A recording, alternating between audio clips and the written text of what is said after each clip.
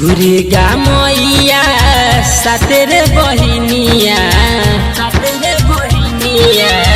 दुर्गा मैया सातोरे बहिनिया मंदिरवा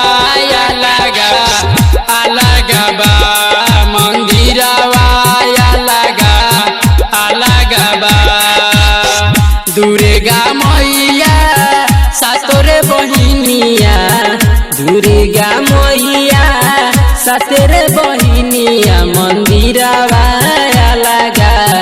अलग बा मंदिरवा अलग बा। रिकॉर्डिंग स्टूडियो बेतिया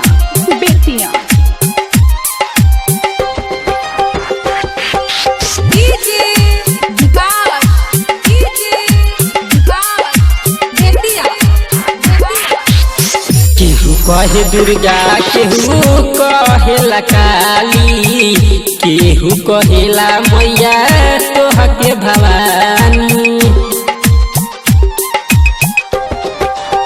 ओ केहू कहे दुर्गा केहू कहेला काली केहू कहेला मैया तोहके भवानी बालका पया पाना फेर तू नजरिया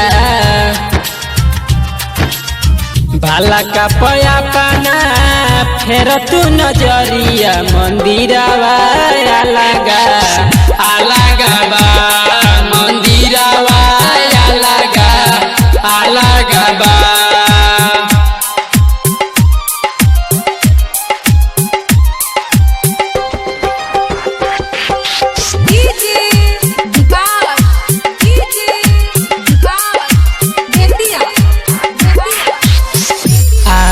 दशहरा जब से लागल बपहारा नेहिया लगावे सब माई से गहरा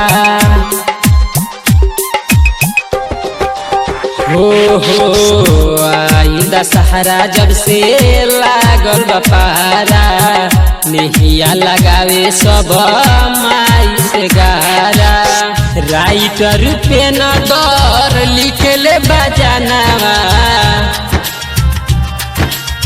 राइटर पे नदर लिखले भजनवा चंदन करेले खानावा तुलसन करेले खानावा।